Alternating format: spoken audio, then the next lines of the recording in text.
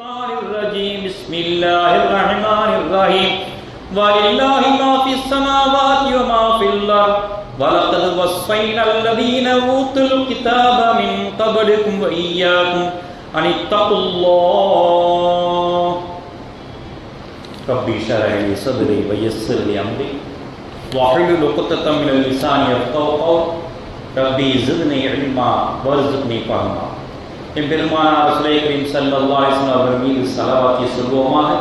அல்லாஹும்ம ஸல்லி அலா முஹம்மது அல்லாஹும்ம ஸல்லி அலைஹி வஸல்லம் அல்லாஹும்ம ஸல்லி அலா முஹம்மது அல்லாஹும்ம ஸல்லி அலைஹி வஸல்லம் அல்லாஹும்ம ஸல்லி அலா முஹம்மது அல்லாஹும்ம ஸல்லி அலைஹி வஸல்லம் அல்லாஹும்ம ஸல்லி அலா முஹம்மது யா ரப்பி ஸல்லி அலைஹி வஸல்லம். அன்னாரும் குடும்பத்தார்கள், தோழர்கள், இமாம்கள், பெரியோர்கள், நாதாக்கள், ஷேகுமார்கள், குறிப்பாக நம்மவர்கள் அனைவர்கள் மீதும் உலக மக்கள் அனைவர்கள் மீதும் அல்லாஹ்வின் சாந்தியும் சமாதானமும் கருணையும் ஈடட்டும், என்றென்றும் இறங்கிக் கொண்டே இருக்கட்டுமா. அல்லாஹ்வின் நல்லடியார்களே, அருமை பெரியார்களே, அல்லாஹ் தஆலா ஒவ்வொரு படைப்பினங்களையும் படைத்து அவன் படைத்த படைப்பினங்கள் அனைத்து உயிர் ஜீவராசிகளுக்கும் பயம் என்ற உணர்ச்சியை கொடுத்திருக்கின்றான். அந்த பயம் என்ற உணர்ச்சி எதற்காக வேண்டி கொடுக்கப்பட்டது? மற்றவர்களை கண்டு பயந்து ஓடுவதற்கா? இல்லவே இல்லை. இறைவனை பயந்து அவன் சட்டத்திற்கு பயந்து வாழ்வதற்காக வேண்டிதான் பயம் என்ற உணர்ச்சியை அல்லாஹ் கொடுத்திருக்கின்றான். ஆனால் நம்முடைய வாழ்க்கை எவ்வாறு இருக்கின்றது? அந்த பயத்தை எந்த அளவுக்கு பயன்படுத்திக் கொண்டிருக்கின்றோம்? இறைவனுக்காக வேண்டி பயப்படுகின்றோமா அல்லது உலகத்தார்களுக்காக வேண்டி பயப்படுகின்றோமா என்று நாம் சிந்தனை செய்து பார்க்க முடியும். இந்த பயம் தேவையற்ற பயமாக, இஸ்லாம் சொல்லித்தராத பயமாக பயந்து கொண்டிருக்கின்றோம். உண்மையான பயம் இறை பயம், அதுதான் உண்மையான பயமாக இருக்க வேண்டும். வறுமை பயம், உலக பயம், எதிரிகளின் பயம், மரண பயம், நோய் பயம், இருட்டு பயம், இப்படியாக பயம் பயம் பயம் என்று வாழ்க்கையை பயந்து கொண்டே இருக்கின்றோம். நாளை என்ன நடக்குமோ என்று தெரியாது, அதுக்கும் பயம். ஒரு இருட்டுக்குள் நடந்தால் இறைவன் நம்மை காப்பாற்றுவான் என்ற ஒரு தன்மை நம்மிடம் இருக்கின்றது. ஆனால் ஏதாவது நம்மை செய்துவிடுமோ என்று பயம். எதற்கெல்லாம் பயப்பட வேண்டும், எதற்கெல்லாம் பயப்படக்கூடாது என்று இஸ்லாம் நமக்கு வலியுறுத்தி காட்டுகின்றது. பயத்தை 3 விதமாக பிரிக்கின்றார்கள். ஒன்று இறை பயம், இறைவனை பயந்து கடமைகளை ஆற்றக்கூடிய பயம், இது உன்னதமான பயம். இறை தூதருக்கு கட்டுப்பட்டு பயந்து வாழ்வது, இதுவும் உன்னதமான பயம். இறை கட்டளைகளுக்கு மறுக்காமல் வாழக்கூடிய பயம், இந்த பயம்தான் உன்னதமான பயம் என்று முதல் பயமாக அல்லாஹ் தஆலா சொல்லி காட்டுகின்றான். ஈமானுக்கு வளர்ச்சி வரக்கூடிய, ஈமானை உறுதிமிக்க ஒரு ஈமானை வளரக்கூடிய ஒரு பயம் இந்த பயம்தான் என்று இஸ்லாம் நமக்கு சொல்லி காட்டுகின்றது. அடுத்ததாக பயம் இயற்கையான பயம், திடீர் பயம். பேசிக்கிட்டே இருப்போம், இன்னும் வந்து கத்துனா பயந்துருவோம், என்ன ஒரு சத்தம் கேட்குது. இந்த பயம் ஈமானை வலுவிழக்க செய்யுமா? நிச்சயமா செய்யாது. திடீர்னு பாப்போறது தைரியமா போமே, என்ன செய்யற போது? நம்மளோட சின்ன ஒரு பிராணி, அது நம்ம என்ன செய்ய போறது தைரியம் நிற்க முடியுமா? ஒரு எறும்பு கடிச்சா கூட பயப்படுகின்றோம். இந்த பயத்தை, இது பிரயோஜனமான பயம் என்று இஸ்லாம் வலியுறுத்தி காட்டுகிறது. ஒரு சிங்கம் வருகின்றது, என்ன செஞ்சிட அல்லாஹ் என்ன செஞ்சிட போது நிற்க முடியுமா? நிச்சயமா நிற்க முடியாது. புலியோ, சிங்கமோ, கரடியோ, வெறிக்கொண்ட நாய்களோ எது வந்தாலும் பயந்து ஓட வேண்டும். ஏனென்றால் இது பிரயோஜனமான பயம். ஏன் இந்த பிரயோஜனமான பயம் என்று சொல்லுகின்றார்கள் என்றால், உங்கள் உயிரை காப்பாற்றுவது உங்களுடைய உன்னதமான கடமையாக இருக்கின்றது. உங்கள் உயிரை காப்பாற்றக்கூடிய பயம். நம்மளுக்கு ஏதாவது நேர்ந்துவிடக் கூடாது, என்னுடைய உயிரை காப்பாற்ற வேண்டும், இது பரலான கடமையாக இருக்கின்றது. அது இது பயம் தேவையான பயமாக இருந்து கொண்டிருக்கின்றது. அடுத்ததாக ஈமானை அழிக்கக்கூடிய பயம். உலகத்தை கண்டு அவன் என்ன சொல்லுவானோ, இவன் என்ன சொல்லுவானோ பயப்படுறது. இது அல்லாஹ்வுக்கு மீறிய ஒரு செயல். அல்லாஹ் மீது என்று இஸ்லாம் வலியுறுத்தி காட்டும் பொழுது அவருக்காக வேண்டி பயந்தேன், இவருக்காக வேண்டி பயந்தேன் என்று சொல்வது ஈமானை அளிக்கக்கூடிய ஒன்று. எதிரிகளால் பயம்.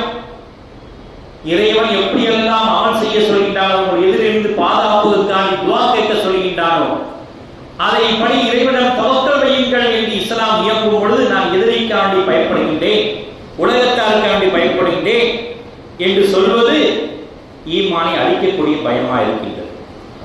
அடுத்ததாக வறுமையின் பயம். வறுமை வந்துவிட்டால் என்ன செய்வது? வறுமையை கொடுப்பதும் செல்வதை கொடுப்பதும் இறைவனுடைய செயல் அல்லவா?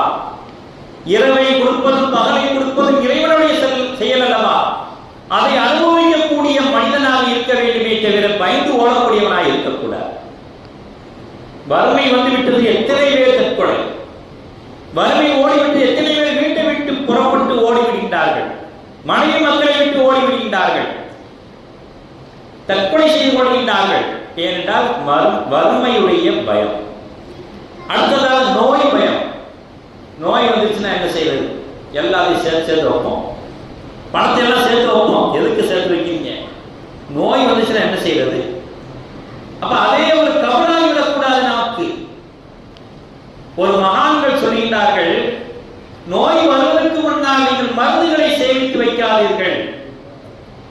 நோய் வருவதற்கு முன்னால் மருந்துகளை சேமித்து வைக்காதீர்கள். அந்த மருந்தே அல்லாஹ்விடம் துஆ செய்யும். யா அல்லாஹ், என்னை வெயினாக அவன் சேமித்து வைத்திருக்கின்றான், எதற்காக சேமித்து வைக்கிறான், அந்த நோயை கொடுப்பாயாக என்று மருந்தே துஆ செய்யுமா?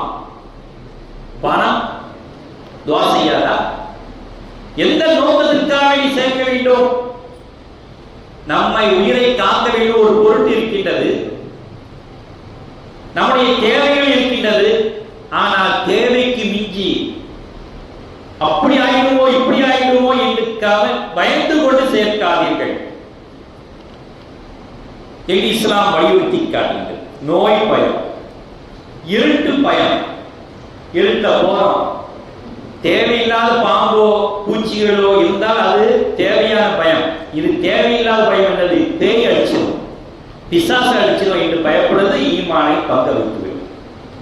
இருட்டுல போற ஒரு நாய் கடிச்சுன்னா என்ன செய்யுது? அது தேவையான பயம். பாம்பு வந்துச்சு, பூரா வந்துச்சு கடிச்சுன்னா என்ன செய்யுது? தேவையான பயம். தேவையில்லாத பயம் பேய் அடிச்சிருச்சு, பிசாசு அடிச்சிருச்சு. இது தேவையில்லாத பயம், ஈமானை பங்கப்படுத்தக்கூடிய பயமா இருக்கின்றது என்று இஸ்லாம் வலியுறுத்தி காட்டுகிறது. வேப்பமர உச்சியில் என்று பேயுண்டு ஆடு என்று விளையாட்டாக சொல்லி வைப்பாங்க. வீரத்திலே இளமையிலே கிள்ளி வைப்பாங்க என்று ஒரு கவிஞன் பாடி வைப்பாரு. விளையாட்டா சொல்லி வைக்கக்கூடிய ஒன்று. நம்முடைய வீரத்தை இளமையிலே கிள்ளி வச்சிருவாங்க. அதெல்லாம் நீங்க பொருட்படுத்தாதீர்கள். இளமையான பருவத்திலே பேய் இல்லை, பிசாசு இல்லை என்று அவனை சொல்லி வளர்க்க வேண்டும். பேய் ஒன்றே ஒன்று பேய் தான், இப்லீஸ் மட்டும்தான். இறந்து போனவர்கள் ஆவியா வருவார்களா? இஸ்லாத்தில் இல்லை. அப்படியா? இறந்து போனவங்க பேசுறாங்களே, இறந்து போனவங்க ஆடுறாங்களே, என்ன அர்த்தம்? ஒரு உடம்புல சைத்தானை சாட்டப்பட்டிருக்கின்றது. ஒவ்வொரு மனிதனுக்கும் சைத்தான் சாட்டப்பட்டிருக்கின்றது. ஒரு மனிதன் தற்கொலை செய்து விட்டான் என்றால் இவன் 90 வயது வரை வாழ்கின்றான். ஆனால் 40 வயதிலே தற்கொலை செய்து கொண்டான். மீதி ஆண்டுகள் எல்லாம் அந்த சைத்தான் அங்கலாய்த்துக் கொண்டிருக்கின்றான். எனக்கு உடம்பு கிடைக்கலையே, இவனுடைய ரூஹு கைப்பற்றி விட்டு எங்க செல்ல வேண்டுமோ அல்லாஹ் அங்கே கொண்டு வந்து சேர்த்து விடுகின்றான். உடம்பு எங்க செல்ல வேண்டுமோ சென்று விடுகின்றது, ரூஹு எங்க செல்ல வேண்டுமோ சென்று விடுகின்றது. இவனோடு சாட்டப்பட்ட 90 ஆண்டுகள் இவன் வாழக்கூடிய வயது வரையும் இந்த சைத்தான் சாட்டப்பட்டிருக்கின்றான் அல்லவா? அவன்தான் நீதி நாட்களில் அங்கலாய்த்துக் கொள்கின்றான். நம்முடைய உடம்பு இல்லையே, நமக்கு சாட்டப்பட்ட உயிர் இல்லையே என்று அவன் துடித்துக் கொண்டிருக்கின்றான். அவன் கூடவே இருக்கின்றான். லெட்டின் போனா கூட இருக்கிறான். ஆகவே தான் மலக்குமார்கள் வெளியே வந்து நிற்பாங்க, அவன் சைத்தான் உள்ள நிற்பான். உங்களுடைய தேவைகள் முடிந்துவிட்டால் பேசாதீர்கள், தேவை முடிந்துவிட்டால் கால் செருப்பை வைத்து தட்டிக் கொள்ளுங்கள் என்று பெருமானார் ரசூலுல்லாஹி ஸல்லல்லாஹு அலைஹி வஸல்லம் சொல்லி காட்டுகின்றார். ஏனென்றால் மலக்குமார்கள் ரெடி ஆயிடுவாங்க, சரி அவன் முடிச்சிட்டான், தேவையை முடிச்சிட்டாங்க. அந்த அளவுக்கு மலக்குமார்கள் நீங்கள் லெட்டின் பாத்ரூம் சென்றால் வெளியே நிற்கின்றார்கள்.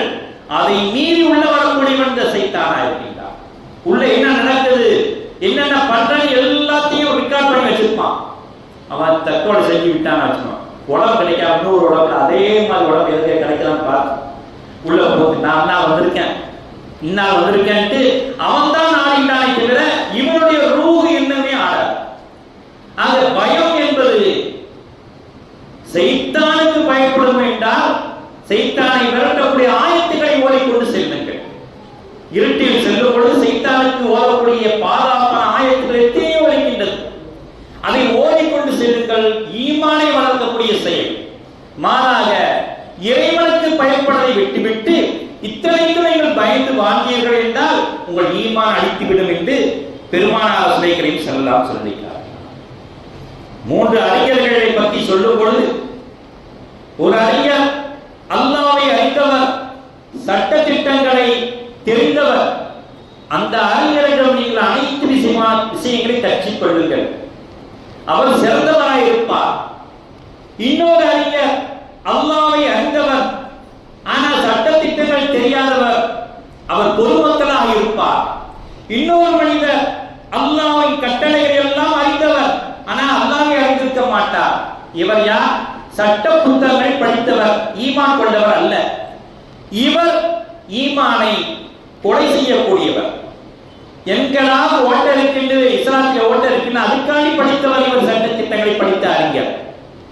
மக்கள் எல்லாம் சட்டங்களை படிக்காதவர், ஆனா அல்லாஹ்வை தெரிந்தவர், அவர் ஈமான் கொண்டவர். இந்த 3 விஷயங்கள், இந்த 3 விஷயங்கள், 3 அறிஞர்களை சிறந்தவர் யார்? நல்ல விஷயங்களை போதிக்கக்கூடிய அறிஞர் என்று இமாம்கள் அல்லாஹ்வை தெளிவாக சொல்லி காட்டினார். எதுக்காக சொல்கிறேன் என்று சொன்னால், இவர்களிடம் இருந்தால் பயம் என்ன, இறைவனுக்கு எப்படி பயப்படுவது, சட்டங்களுக்கு எவ்வாறு பயப்படுவது என்று தெளிவாக சொல்லக்கூடியவர்கள் அறிஞர்களாக இருக்கின்றார்கள். ஒரு மகானும் ஒரு அரசரும் பேசிக் கொண்டிருக்கின்றார்கள், உரையாடி கொண்டிருக்கின்றார்கள். அப்படி உரையாடி கொண்டிருக்கின்ற நேரத்திலே அந்த மகான் என்ன சொல்கின்றார்? இறைவன் அவ்வாறுபட்டவன், இவ்வாறுபட்டவன், இப்படிப்பட்டவன், அப்படிப்பட்டவன், அவனுக்கு தான் பயப்பட வேண்டும் என்று அழகானவரை பேசிக் கொண்டிருக்கின்றார். மன்னர் சொல்கின்றார், நீ இறைவனுக்கு பயப்படா இருக்கட்டும்பா, முதல்ல மன்னனுக்கு பயப்படு, இல்ல ஒன்ன க்ளோஸ் பண்ணிடுவான் என்று சொல்ற. அப்படியா சொல்ல? நான் என்ன பண்ணுவேன் தெரியுமா? இவரும் கோபப்பட சொல்றார். மன்னர் உடனே யார் அங்கே வாருங்கள் என்று அழைக்கின்றார். அங்கே ஈட்டின் கவரோடு ஓடி விடுகின்றார்கள். இந்த மகான் யார் அங்கே வாருங்கள் என்று அழைக்கின்றார். ஒரு சிங்கமே பாய்ந்து வருகின்றது. 2 பேரும் ஓடிட்டார். சிங்கம் வந்த உடனேயும் மகான் ஓடிட்டாரு, அரசர் ஓடிட்டார். மகான் சொல்லிதானே சிங்கம் வந்தது, ஏன் மகான் பயப்பட வேண்டும்? அரசர் பயந்தார் சிங்கத்தை கண்டு. இயற்கை. மகான் ஏன் பயப்பட வேண்டும்? இயற்கையான பயம் என்று அல்லாஹ் சொல்லிட்டார். இயற்கையான பயம் அது ஒரு மனிதனுக்கு வரக்கூடிய பயம். இவர் அழைத்தார், என்ன நோக்கத்துக்கு அழைக்கின்றார்? அல்லாஹ்வின் உதவியை அழைத்தார். அல்லாஹ் உதவி எப்படி வந்தது? சிங்கமாக வந்து விட்டது. அதை கண்டு பயந்து கொள்வார். அதற்கடுத்து அல்லாஹ்விடம் பாதுகாப்பு தேடிக்கொள்வார். யா அல்லாஹ், எனக்கு உதவியாக சிங்கத்தை அனுப்பி விட்டாய், ஆனால் நான் பயந்து விட்டேன், அதற்காக மன்னிப்பு கேட்கிறேன் என்று அந்த மகான் சொல்லி காட்டினார். அதை உதாரணமாக சொல்லி காட்டும் பொழுது அல்லாஹ் என்ன சொல்கின்றான்? மூசா அலைஹிஸ்ஸலாமுடைய சம்பவத்தை சொல்லி காட்டுகின்றான். மூசாவே, கையில் என்ன இருக்கின்றது என்று கேட்கின்றான். கம்பு இருக்கின்றது, அசா இருக்கின்றது, என்னுடைய ஆடு மாடுகளுக்கு பறித்து போடக்கூடிய கம்பு, தேவையான நேரத்தில் சாய்ந்து படுத்து உறங்கக்கூடிய கம்பு, இப்படியாக அடுக்கிக் கொண்டே செல்கின்றார்கள். அதை கீழே போடு என்று சொன்ன உடனே வான் யா மூசா அக்பர், அதாவது கீழே போட்ட உடனே அது பாம்பாக மாறிவிட்டது. மூசா அலைஹிஸ்ஸலாம் பயந்து ஓடிவிட்டார்கள். அல்லாஹ் என்ன சொல்கிறான்? யா மூசா அக்பர் அக்பில், நீங்கள் முன்னே வாருங்கள், பயப்படாத முன்னே வாருங்கள் என்று அல்லாஹ் அழைத்து, வலா தகப், பயப்படாதீர்கள், இன்னக மினல் ஆமீன், உங்களுக்கு அபயம் அளிக்கக்கூடியவர்களாக நாம் இருக்கின்றோம். ஏன் பயப்படுகிறீர்கள்? சொன்னது யார்? அல்லாஹ் தானே. செய்தி காட்டியது யார்? அல்லாஹ் தானே. ஏன் பயப்பட வேண்டும்? கம்பை போட்டோனே பாம்பா மாறிவிட்டு, பாம்பை கண்டவுடனே நபியே ரசூலே அல்லாஹ்வுடன் பேசிய மூசா அலைஹிஸ்ஸலாம் அவர்களே பயந்து ஓடுகின்றார்கள். இந்த பயம் இயற்கையான பயம், உயிரை காப்பாற்ற வேண்டும் என்ற ஃபர்லை நிறைவேற்றக்கூடிய பயம். இந்த பயத்துக்கு இஸ்லாம் வரவேற்கின்றது என்று அல்லாஹ் சொல்லிட்டார். எந்த பயம் இருக்கக்கூடாது? ஜக்கரியா அலைஹிஸ்ஸலாம் அவர்கள் எதிரிகள் துரத்தி வருகின்ற நேரத்திலே ஒரு மரத்தினரை கேட்கின்றார்கள். மரம் அழகா பிளந்து அவர்களுக்கு இடம் அடித்து விட்டது. சைத்தான் அவருடைய ஜிப்பாவையை இழுத்து விட்டான். மரம் மூடிக்கொள்கின்றது. ஜிப்பா வெளியே தொங்கிக் கொண்டிருக்கின்றது. எதிரிகள்லாம் துரத்தி வருகின்றார். இதெல்லாம் பார்த்து மாயமா வாங்கிட்டாங்க. பாலை கேட்கும் போது என்ன மாயமா வாங்கினார், இந்த மரத்துக்குள்ள உடனே சைத்தான் சொல்ல. உடனே எப்படி கொள்றது? நெருப்பு வச்சுக்கோமா? நெருப்புனா வைக்காதீங்க, மேல ரெண்டா அறுத்துங்க. மேலிருந்து கரகரன்னு அறுக்கின்றார்கள். தலையிலே உரசுகின்றது. யா அல்லாஹ், என்னை காப்பாற்ற மாட்டாயா? நபியே, இது உங்களுக்கு அழகா? எதிரிகள் துரத்தும் பொழுது என்னிடம் யா அல்லாஹ், என்னை காப்பாற்ற மாட்டாயா என்று கதறினால் உடனே காப்பாற்றி விடுவேனே. இந்த பயம் ஈமானை வலுவிழக்க செய்யும் என்று அல்லாஹ் சொல்கிறார். அந்த பயம் உயிரை பாதுகாக்கக்கூடிய பயம், அது தேவையான பயம். மூசா அலைஹிஸ்ஸலாம் பாம்புக்கு ஓடியது. ஆனா இந்த பயம் ஈமானை வலுவிழக்க செய்யும். இந்த நேரத்தில் கேட்கக்கூடிய துவாயை கொஞ்சம் முன்னாலே கேட்டிருந்தால் உங்களை காப்பாற்ற மாட்டான? நிச்சயமா அல்லாஹ் காப்பாற்றுவான். யூனுஸ் அலைஹிஸ்ஸலாம் அவர்கள் எதிரிகளை துரத்தும் பொழுது ஓடி செல்கின்றார்கள். கடைசியில் அவர்கள் தண்டனையாக அல்லாஹ்விடம் உதவி கேட்கவில்லை என்பதற்காக தண்டனையாக மீன் வயிற்றிலே மாட்ட வைக்கின்றார். அது தேவையில்லாத பயம் என்று அல்லாஹ் சொல்லி காட்டுகின்றார். ஆக எது தேவையான பயம், எது தேவையில்லாத பயம் என்று அல்லாஹ் பட்டியலிட்டு காட்டுகின்றார். ஆகவே அருமை பெரியார்களே, நாம் ஈமானை வலுவிழக்க செய்யக்கூடாது, ஈமானை வலுப்பெற செய்ய வேண்டும். ஈமானை வலுப்பெற செய்யக்கூடிய பயம், தேவையான பயங்களை நாம் உருவாக்கிக் கொள்ள வேண்டும். தேவையற்ற பயம், உலகத்திற்கென்று பயப்படுவது, எதிரிற்கென்று பயப்படுவது, சைத்தானை கண்டு பயப்படுவது, இதையெல்லாம் தேவையற்ற பயமாக ஆக்கிக் கொள்ள வேண்டும். தேவையான பயம் அல்லாஹ்வுக்காக பயப்படுவது, நாம் உடல் உயிரை பாதுகாக்க வேண்டி பயப்படுவது, இதுதான் தேவையான பயம். ஆக அருமை பெரியாரை, இப்படிப்பட்ட பயத்தோடு வாழ்வுமாக அல்லாஹ் தஆலா நம்முடைய நம்பிக்கையை வளர்க்க செய்வானாக, ஈமானை வளர்க்க செய்வானாக. யா அல்லாஹ், எங்களுக்கு அனைத்து விதமான பயத்திலிருந்து பாதுகாப்பு வழங்குவாயாக. என் பெருமானார் ரசூலை கரீம் ஸல்லல்லாஹு அலைஹி அவர்கள் என்னென்ன துஆக்கள் எல்லாம் கேட்டார்களோ, மக்களுக்கெல்லாம் அபயம் அளிக்கக்கூடிய துஆக்கள் எல்லாம் கேட்டார்களோ, அல்லாஹ் என்னென்ன அபயம் அளிக்கக்கூடிய ரஹமத்தை வைத்திருக்கின்றாரோ அத்தனை ரஹமத்தையும் பொழிய வைப்பாயாக. அத்தனை அபயம் அளிக்கக்கூடிய பாதுகாப்பை தந்தருள்வாயாக. எங்களுக்கு பாதுகாப்பு வழங்குவாயாக. வாஹதான அல்ஹம்துலில்லாஹி ரப்பில் ஆலமீன்.